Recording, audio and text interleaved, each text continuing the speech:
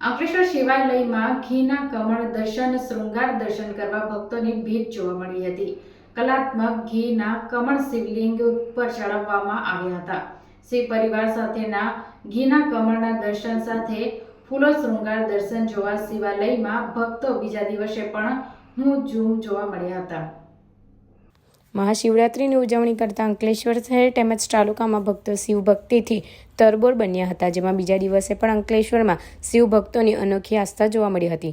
મહાશિવરાત્રિ નિમિત્તે ભગવાન શિવના શિવલિંગ પર કલાત્મક ઘીના કમળ ચડાવવામાં આવે છે, જેના દર્શન માટે પણ ભક્તો મોટી સંખ્યામાં ઉમટ્યા હતા. અંકલેશ્વરના પૌરાણિક તીર્થ એવા અંતરનાથ મહાદેવ મંદિર ખાતે ઘીના કમળ ભગવાન શિવના મુખારવિંદ સાથે દર્શનાર્થે ખુલ્લા મૂકવામાં આવ્યા હતા.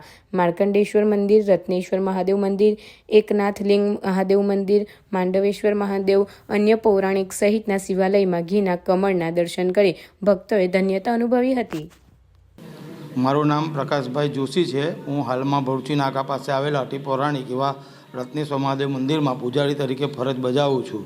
આ મહાશિવરાત્રિનો પર્વ નિમિત્તે જે સમુદ્ર મંથન વખતે આપણે વિષ નીકળ્યું હતું અને ભગવાન શિવજીએ કંઠમાં ધારણ કર્યું હતું, તો એ નિમિત્તે ભક્તો દ્વારા એમના ગળામાં ઠંડક પહોંચે એ માટે મહાશિવરાત્રિ નિમિત્તે એમની પર ઘીના કમળ ચડાવવામાં આવે છે. અને મહાશિવરાત્રિનો પર્વ આ રીતે ભગવાનની પર દૂધ જળથી અભિષેક કરી અને ભગવાનને તૃપ્ત કરે છે. અને હાલમાં ભરૂચી નાકા પાસે આવેલા શ્રી રત્નેશ્વર મહાદેવ મંદિરમાં અને ત્યાં આગળ અનેક વર્ષોથી ઘીના કમળની સાથે સાથે ભવ્ય દાદાનું અદ્ભુત અને દિવ્ય કલાત્મક રંગોળી અને દર વર્ષે અવનવું ભગવાનનું શણગારનું આયોજન કરવામાં આવે છે. અને ઘણા ભાવિક ભક્તો અંકલેશ્વર તથા આજુબાજુના વિસ્તારના ઘણા ભાવિક ભક્તો અને દર્શનાર્થીઓ લાભ લે છે અને ભગવાનની કૃપા પ્રાપ્ત કરે છે.